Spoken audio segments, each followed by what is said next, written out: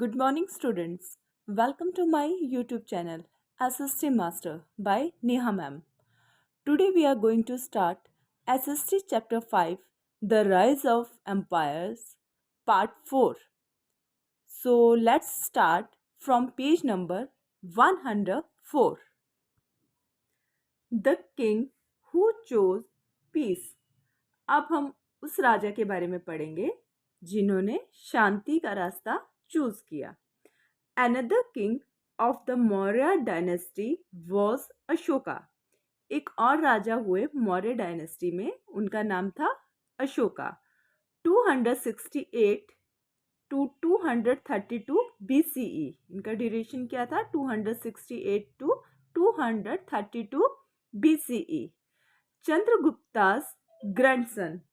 ये कौन थे? चंद्रगुप्ता के ग्रैंडसन थे. Who came to be credited with major administrative and religious achievements. तो जो ये अशोका थे, उनको किस किस चीज़ का क्रेडिट दिया जाता है? मेजर एडमिनिस्ट्रेटिव वर्क का, और जो रिलीजियस अचीवमेंट्स उन्होंने अचीव की थी उनका क्रेडिट जाता है अशोका को. At the beginning of his rain Ashoka was quite ambitious. कि स्टार्टिंग में जब उसका शासनकाल स्टार्ट हुआ था अशोका का, तो वो बहुत ही ज़्यादा क्या था? एम्बिशियस था. He had inherited a vast empire but further expanded it to cover almost the entirety of the Indian subcontinent. ठीक है, तो उसको क्या था कि इनहेरिडिटी में भी क्या था, उसको अपने जो फादर से भी बहुत बड़ा एम्पायर उसको मिला था. बट अशोका ने क्या किया? उसको भी आगे फर्दर एक्सपेंड किया और ऑलमोस्ट उसने पूरे इंडियन सबकॉन्टिनेंट को उसने मिला लिया था. Except for the south most region but including present day Bangladesh and Pakistan and parts of present day Afghanistan. तो उसने क्या किया था? कौन कौन से एरिया को उसने? पहले तो साउथ के कुछ एरिया को उसने छोड़ दिया था, बट जो आज का बांग्लादेश है, पाकिस्तान है और कुछ जो आज का अफगानिस्तान का कुछ पार्ट है, उसको उसने क्या किया था? अपने एम्पायर में मिला लिया था. One encounter however is said to have change the path of his life. तो उसकी लाइफ में एक ऐसा एनकाउंटर हुआ, एक ऐसी घटना घटी जिससे उसकी लाइफ का जो पाथ था वो टोटली चेंज हो गया. According to one of his addicts, he once marched on Kalinga, modern day Odisha. तो एक एडिक्ट से हमें इंफॉर्मेशन मिलती है. एडिक्ट क्या होता है? An official declaration issued by authorities और in our case a king. मतलब क्या हुआ कि जो एक ऑफिशियल डिक्लेरेशन की जाती है किंग के द्वारा. तो एक एडिक्ट से हमें पता चलता है कि एक बार क्या हुआ कि उसने कलिंगा पे मार्च कर दी, कलिंगा की तरफ उसने मार्च किया, मतलब उससे उसने क्या की? लड़ाई की. मॉडर्न डे जो कि ओडिशा में है. Where he waged a furious war. जहाँ पे उसने क्या किया? बहुत ही जो वॉर थी वो बहुत ज़्यादा फ्यूरियस थी.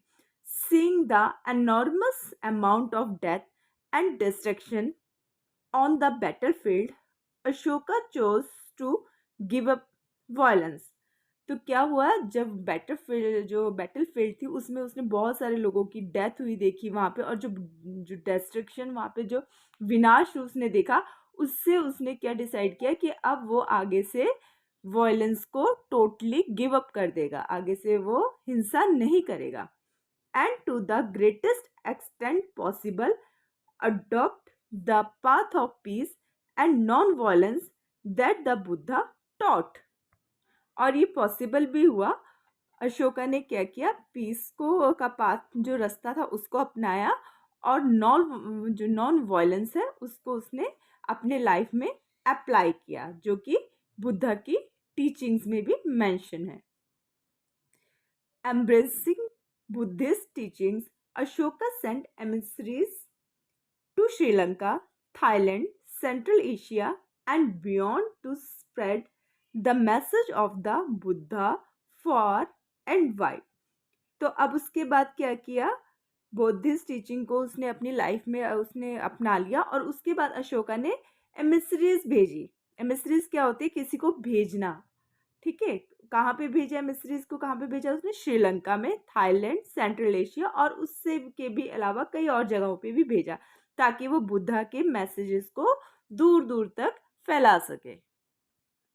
Historians have sometimes called Ashoka a great communicator since he issued in many parts of his empire edicts engraved on rocks or pillars that contained his messages for the people and encouraged them to follow dharma. तो जो historians हैं वो कई बार अशोका को क्या बोल देते हैं? ग्रेट कम्युनिकेटर भी बोल देते हैं, ठीक है। इसका रीज़न क्या था कि अशोका ने क्या किया था? बहुत से एडिक्ट जो थे उनको जो रॉक्स और जो पिलर्स थे उसके ऊपर खुदवाया था, ठीक है। उससे क्या हुआ? जब उस पे लिखवा दिया, रॉक्स पे या पिलर्स पे लिखवा दिया, तो वो मैसेज क्या है, काफ़ी लंबे टाइम तक लोगों तक जाता रहेगा। अब किसी पत्थर पे कोई चीज़ लिख देते हैं हम, तो वो ऐसा तो है नहीं कि कुछ टाइम बाद वो मिट जाए। पत्थर पे लिखा हुआ तो फिर वो इतनी जल्दी नहीं मिटता। तो उससे क्या था, वो मैसेज जो उस पे लिखवाया गया था वो काफ़ी टाइम तक लोगों तक जाता रहा। तो उससे क्या हुआ, और भी ज़्यादा लोग जो थे वो धर्म को फॉलो करने के लिए एनकरेज हुए। Most of these edicts were inscribed in Prakrit. तो जो बहुत से एडिक्ट्स थे वो किस लैंग्वेज में किस में इंस्क्राइब किए गए? प्राकृत में, which was the popular language in many parts of India.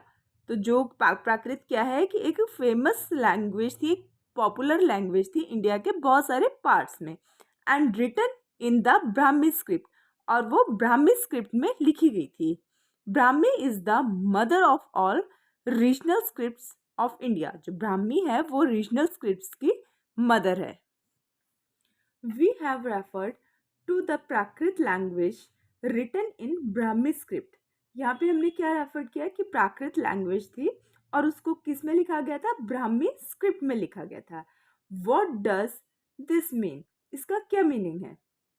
Very simply, a language is what we speak. ठीक है, ये बड़ा ही सिंपल है कि एक लैंग्वेज है जो हम बोलते हैं, while script is what we write a language in. और स्क्रिप्ट क्या होती है कि जिसमें हम उस लैंग्वेज को लिख रहे हैं। Can you think of example of this in are everyday life? तो इसका कोई आप एग्जाम्पल दे सकते हो अपने एवरीडे लाइफ का? तो इसका एक सिंपल सा एग्जाम्पल है, सपोज करो आप हिंदी में बात कर रहे हो, ओके। आप एक व्हाट्सएप पे अपने फ्रेंड को एक मैसेज लिख रहे हो कि मैं होमवर्क कर चुकी हूँ। तो आपने ये हिंदी लैंग्वेज में एक सेंटेंस बोला है, ठीक है। तो अब आप इसको टाइप कैसे करोगे? टाइप के लिए आपके पास 2 ऑप्शन है, या तो आप फॉन्ट हिंदी का चूज करोगे या फिर आप इंग्लिश फॉन्ट में हिंदी लाइन को टाइप करोगे, ठीक है। तो आपने लाइन जो बोली थी, जो आपने लैंग्वेज जो आपने बोलने में यूज़ की थी वो आपकी हिंदी थी, बट जो आपने मैसेज टाइप किया है वो आपने इंग्लिश में टाइप किया है हिंदी मैसेज को, ओके। सो जो हमने बोला है वो लैंग्वेज है, और जिस स्क्रिप्ट में आपने लिखा है, जिस लैंग्वेज में आपने लिखा है, that is called script. In his edicts Ashoka called himself Devanam Piyadasi. तो जो अशोका अपने एडिक्ट्स जो लिखवाता था उसमें वो खुद को देवनाम पिया या पियादासी लिखवाता था। The first word means beloved of the God. जो देवनाम पिया है उसका मीनिंग क्या है? Beloved of the God. The second one who regards others with kindness. और पियादासी का क्या मीनिंग है कि जो दूसरा का जो रिगार्ड करेगा, और कैसे करेगा? With kindness, okay. And ended the language of the addict make it clear that he was interested in depicting himself as a benevolent and compassionate ruler। तो उसके एडिक्ट से बिल्कुल क्लियर हो रहा है कि वो खुद को कैसा दिखाना चाहता था, एक परोपकारी और दयालु राजा खुद को दिखाना चाहता था। Let's see a few example of this. अब उसके कुछ एग्जाम्पल्स और हम देखेंगे। Although some southern kingdoms were not part of the Mauryan kingdom, कि जो सदर्न किंगडम के कुछ एरियाज ऐसे थे जो कि मौर्यन किंगडम का हिस्सा नहीं थे। Ashoka supported their overall wellbeing, तो अशोका ने उनको भी क्या किया, सपोर्ट किया। He claimed to provide medical care for people and animals even beyond his empire. तो उसने क्या किया, इन जो सदर्न के जो किंगडम्स थे उनको उन्होंने मेडिकल केयर प्रोवाइड की उनके लोगों को, और अगर एनिमल्स को भी मेडिकल केयर की रिक्वायरमेंट है तो वो भी उसने उन लोगों को प्रोवाइड करवाई। Prohibited hunting and cruelty to animal and ordered medical treatment for them when necessary। तो अब उन्होंने क्या किया, अशोका ने जो हंटिंग थी और जो एनिमल्स के साथ क्रुएलिटी होती थी उसको टोटली प्रोहिबिटेड कर दिया, मतलब उसको बंद कर दिया, और ऑर्डर इशू किए कि अगर कहीं पे मेडिकल ट्रीटमेंट की रिक्वायरमेंट है तो वो प्रोवाइड की जाए। Ashoka was an early contributor to nature conservation and wild life preservation. तो अशोका को हम अर्ली कंट्रीब्यूटर भी कह सकते हैं जिसने नेचर को कंजर्व किया और वाइल्ड लाइफ को प्रिजर्व किया। He said he had established rest houses and wells at regular intervals along the main roads of his empire and got fruit and shade trees planted। तो उसने और क्या कहा कि जगह जगह पे रेस्ट हाउस एस्टेब्लिश किए जाए और कुएं खुदवाए जाए एक रेगुलर इंटरवल पे, और मेन जो कि मेन रोड के साथ साथ होंगे उसके एम्पायर में, और फ्रूट्स और शेड ट्रीज मतलब छायादार पेड़ लगाए जाए ताकि जो लोग जो ट्रैवलर है उनको रेस्ट हाउस मिले रास्ते में, उनको प्रॉपर पीने के लिए पानी मिले, ट्रीज ऐसे हो जिसमें फ्रूट्स लगे हो ताकि वो फ्रूट्स खा सके, और ट्रीज की शेड में छाया में वो आराम कर सके। He also claimed to encourage all sects, the different school of thoughts present in his time, to accept each other's best teachings and study them। और उसने क्या क्लेम किया, उसने लोगों को एनकरेज किया कि जितने भी different different schools of thought है उनकी जो भी बेस्ट टीचिंग्स है उनको आप एक्सेप्ट करो और उनको अच्छे से स्टडी करो।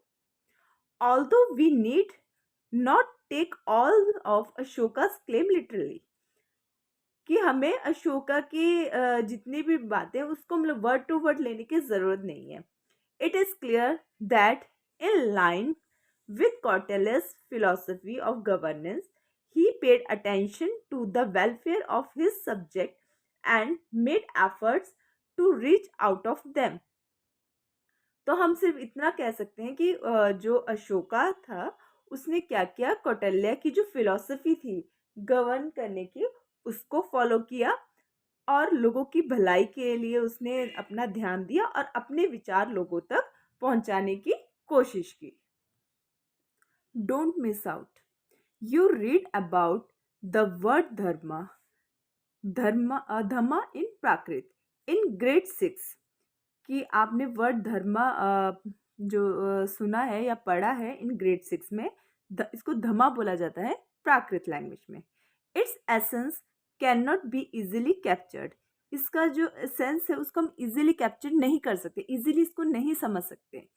इन simple term, dharma means moral laws और समवंस रिलीजियस और ethical duties towards family, community और कंट्री।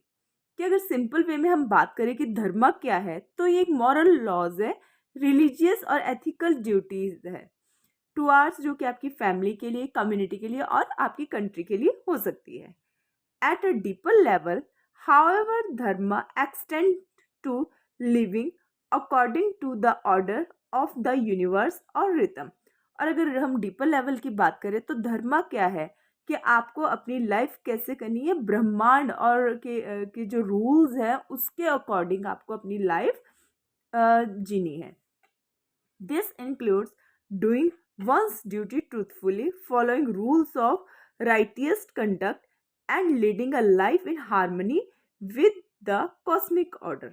तो इसमें क्या करना है कि आपको अपनी जो ड्यूटीज़ हैं उसको ट्रूथफुली उसको आपको फॉलो करना है, और जो भी रूल्स हैं उसको फॉलो करने हैं। आपका कंडक्ट जो है वो राइटियस्ट आपका कंडक्ट होना चाहिए, और जो आप लाइफ जियोगे वो हार्मनी में होनी चाहिए। और दूसरा कि आपको कॉस्मिक ऑर्डर्स, जो ब्रह्मांड के जो ऑर्डर्स है उसको फॉलो करना होगा। Dharma is therefore duty, law, truth, order and ethics, all of it together. कि धर्मा क्या है कि जब ड्यूटी, लॉ, ट्रूथ, ऑर्डर और एथिक्स को हम एक साथ मिला देंगे तो उसको हम धर्म कह सकते हैं। The Maurya Empire continued for half a century after Ashoka's death। कि जो मौर्य एम्पायर था वो अशोका की डेथ के बाद हाफ सेंचुरी तक चलता रहा। However, his successors were unable to hold the empire together। कि जो अशोका के आगे सक्सेसर हुए वो एम्पायर को जोड़कर रखने में सफल नहीं हो सके। And many of the smaller kingdom broke of and became independent. तो उससे क्या हुआ कि बहुत से छोटे छोटे जो राज्य थे वो उससे टूटकर अलग हो गए और उन्होंने अपना इंडिपेंडेंट अपना किंगडम बना लिया। Around 185 BCE India started on another phase of her journey. तो अराउंड क्या बोले 185 BCE के अराउंड क्या हुआ, इंडिया ने अपना एक नए फेज की जर्नी स्टार्ट कर दी। Bhavisha and Dhruv will join us on this journey in the next chapter. जो भाविशा और ध्रुव थे वो इस जर्नी में हमें ज्वाइन करेंगे नेक्स्ट चैप्टर में। Okay, life in the modern period. अब मॉडर्न पीरियड में जो लाइफ थी लोगों की वो कैसी थी। Cities like Pataliputra were bustling centres of governance and commerce. की जो सिटीज थी जैसे कि पाटलिपुत्रा होगी वो कैसी थी, कॉमर्स और आपकी शासन की एक बस्लिंग सेंटर्स थे। मतलब उसमें अच्छे से क्या होता, शासन और कॉमर्स की एक्टिविटीज वहाँ पे अच्छे से होती थी। They had palaces, public buildings and well plan streets. अब इसमें क्या होते थे, सिटीज में क्या होते थे, पैलेसेस होते थे, पब्लिक बिल्डिंग्स होती थी और वेल प्लान स्ट्रीट्स होती थी। With a well organised taxation system and brisk trade, the treasury remained strong, fueling the empire's growth and prosperity। तो इनका जो टैक्सेशन सिस्टम था वो प्रॉपर वेल ऑर्गेनाइज था, ट्रेड भी था वो बहुत तेज़ी से होता था, और जो बाकी भी जो एक्टिविटीज़ थी अच्छे से होती थी, जिससे कि एम्पायर की जो ग्रोथ और प्रॉस्पेरिटी वो बढ़ती जाती थी। Officials of the administrations of the empires, merchants and artisans played key role in the city life। अब सिटी लाइफ में किनका मेन रोल होता था, एडमिनिस्ट्रेशंस के जो ऑफिशियल्स होते थे एम्पायर के, मर्चेंट थे और जो आर्टिशियंस थे वो इम्पॉर्टेंट रोल प्ले करते थे। Don't miss out the Sohgaura copper plate inscriptions dating back to the 4th to 3rd century BCE is one of the India's earliest known administrative record। कि जो सोहागरा में जो कॉपर प्लेट इंस्क्रिप्शन जो हमें मिला है वो कब का है, 4th to 3rd century BC का। इसको हम क्या बोल सकते हैं, अर्लीस्ट एडमिनिस्ट्रेटिव रिकॉर्ड हम बोल सकते हैं। Discovered in Sohgaura, Uttar Pradesh, it is written in Prakrit using the Brahmi script and is believed to have been issued during the reign of Chandragupta Maurya। तो जो ये सोहागोरा कॉपर प्लेट जो इंस्क्रिप्शन है वो कहाँ पे है, उत्तर प्रदेश में हमें मिली है, और ये किस में रिटन है, रिटन इन प्राकृत, और स्क्रिप्ट कौन सी है इसकी, ब्राह्मी है, और ऐसा माना जाता है कि ये चंद्रगुप्त मौर्य के शासनकाल में इशू की गई थी। The inscription mentions the establishment of a granary to store grain as a precaution against famines, highlighting the state's efforts to ensure food security and support its people during times of crisis.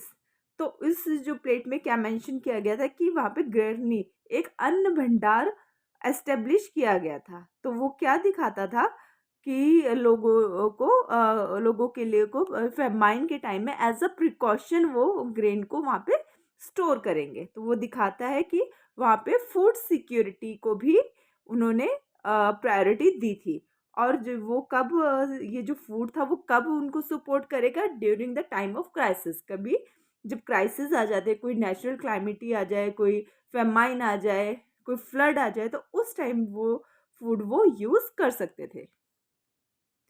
Megasthenes' account also throws some light on the society of that time। कि जो मेगास्थनीज था उसके account से भी हमें society के बारे में इंफॉर्मेशन मिलती है। A substantial proportion of the population was engaged in agriculture। कि जो पॉपुलेशन का एक काफ़ी बड़ा भाग किस में एंगेज था, एग्रीकल्चर में। which was an important source of revenue for the empire। जो कि एम्पायर की रेवेन्यू का एक इम्पॉर्टेंट सोर्स हुआ करता था। 2 crops were sown in a year में कितनी क्रॉप्स उगाई जाती थी, 2 crops थी।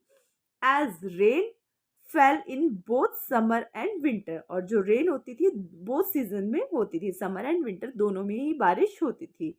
This ensured that famines were rare and people had ample food. ठीक है, तो इससे पता चलता है कि फेमाइन जो थे वो बहुत ही कम होते थे और लोगों के पास सफिशिएंट फूड होता था। Granaries were well stocked for any eventualities. और जो ग्रेनिस थी, जो अन्न भंडार एस्टेब्लिश किए गए जो थे, उनमें प्रॉपर स्टॉक्स होता था ग्रेन का।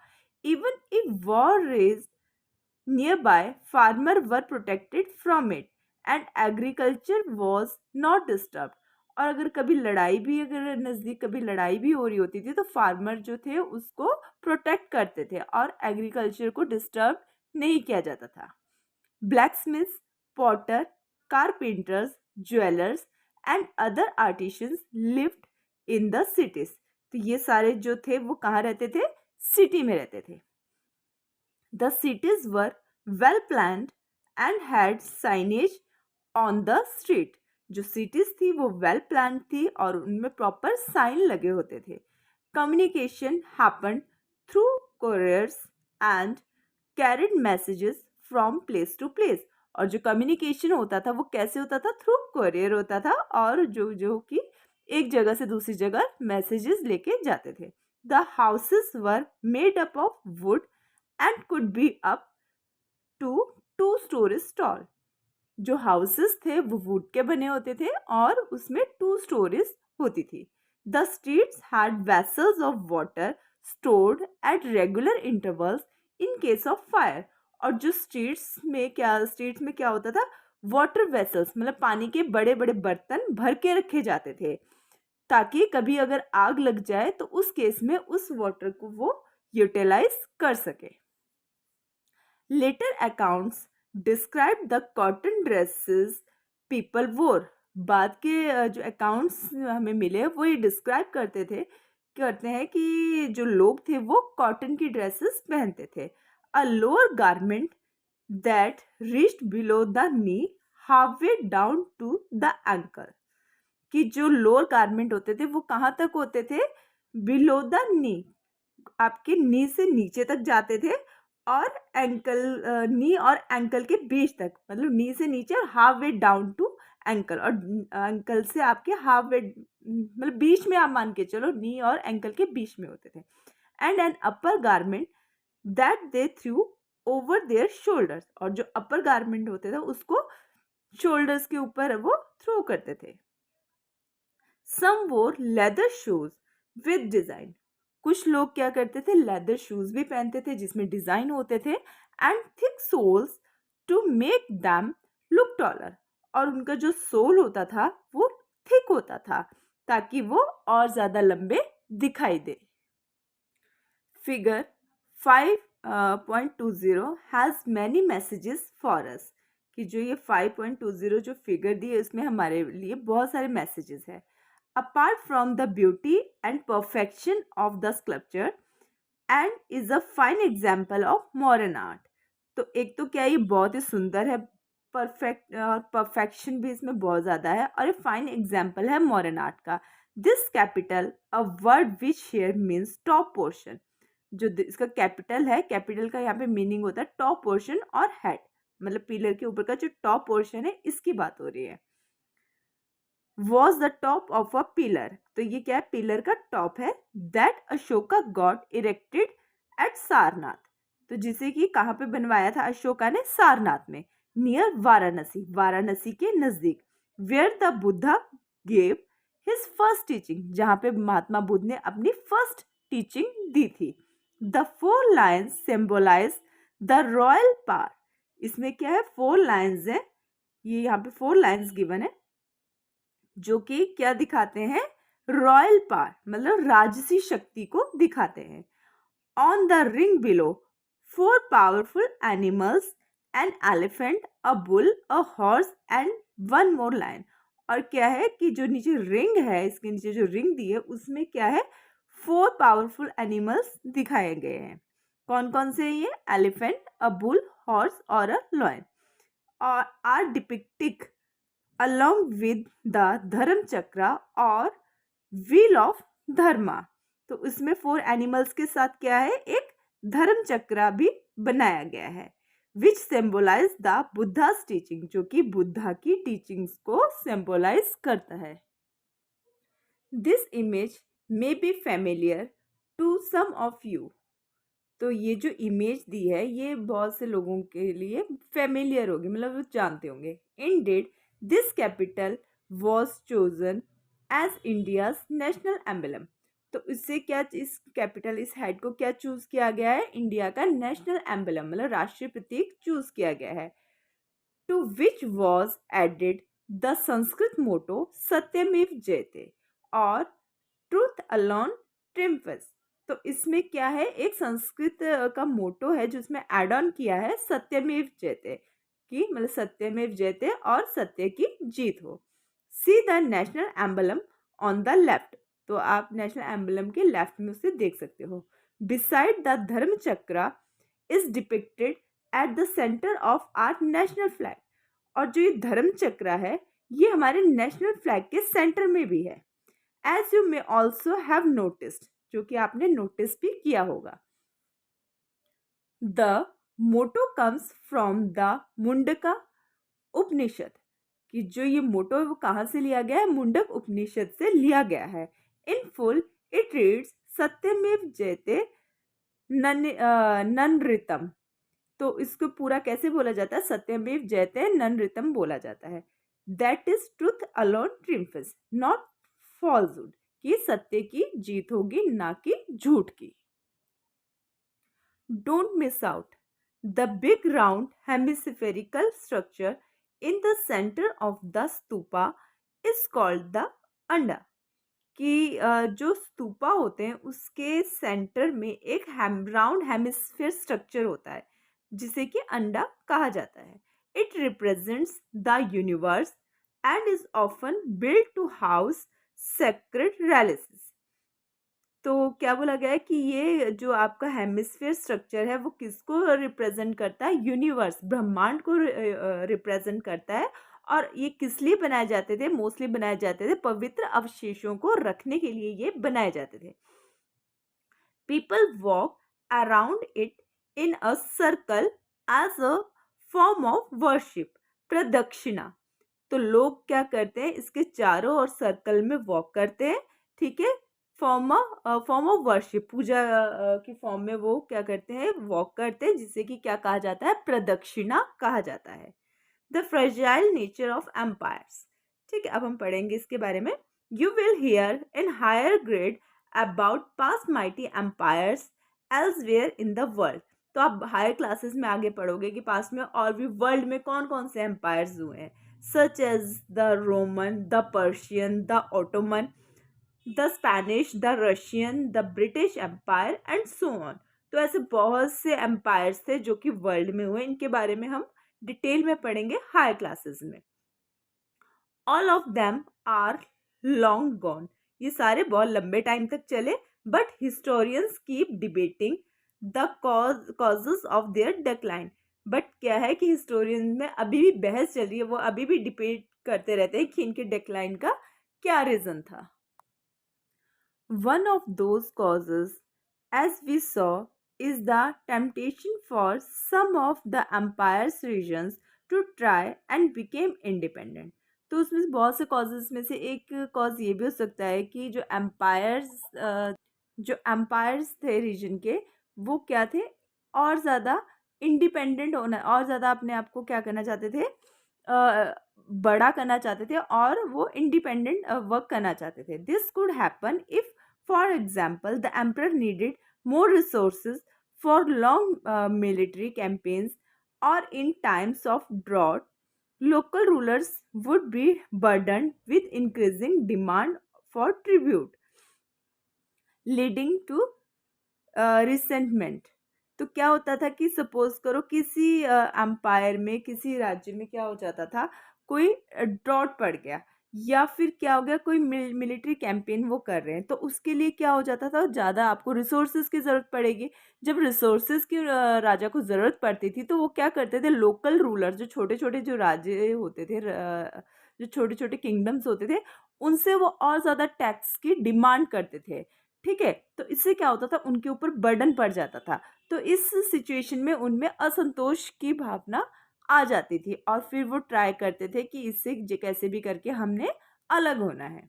तो उससे क्या होता था, छोटे छोटे राज्य अलग होने लगते थे, और वो जो बड़ा एम्पायर था उसका डेक्लाइन होना शुरू हो जाता था. और if a powerful emperor was followed by one persist to be weak, local king or chieftain might simply decide to take a chance and stop paying tribute. और कई बार क्या होता था कि एक कोई पावरफुल जैसे राजा है, तो उसका आगे जो उत्तराधिकारी जो होता था, या जो उसके बाद जो राजा बनता था, तो वो अगर वो वीक होता था, तो लोग समझ आते थे कि ये तो वीक है, तो वो उसको क्या करते थे, वो चांस लेते थे कि अब हम इसको हम टैक्स नहीं देंगे, या उसको हम सपोर्ट नहीं करेंगे, और धीरे धीरे करके क्या वो उससे अलग होने का ट्राई करते थे, और वो इंडिपेंडेंट हो जाते थे. Also the larger an empire, the more difficult it is to hold it together. और जब एम्पायर बहुत ही बड़ा हो जाता था, तो उसको भी क्या होता था, जोड़ के रखना बड़ा ही डिफिकल्ट हो जाता था. एज अलेक्जेंडर एक्सपीरियंस्ड, जैसे कि अलेक्जेंडर ने एक्सपीरियंस्ड किया, far off territories are often the first to split away from the empire. तो क्या होता था, जैसे अलेक्जेंडर था, वो आगे आगे लड़ाइयाँ लड़ के, युद्ध करके, वो आगे आगे के एरियाज को तो जोड़ता जा रहा था, बट जो उसके पीछे की जो टेरिटरीज के किंगडम्स थे, वो क्या कर रहे थे, अपने आप को अलग कर रहे थे, और वो इंडिपेंडेंट हो रहे थे. Finally economic crisis caused by natural calamities such as a long drought or flood could also shake an empire's structure. उसके साथ साथ क्या होता था, कई बार जैसे लोकल कोई की नेचुरल जो क्लाइमेटीज होती थी, लाइक ड्रॉट आ गया, फ्लड आ गया, तो इससे भी क्या होता था, इकोनॉमिक क्राइसिस आ जाते थे, और उससे भी क्या था, एक जो एम्पायर का स्ट्रक्चर क्या हो जाता था, वो हिल जाता था. Empires are therefore something of a paradox.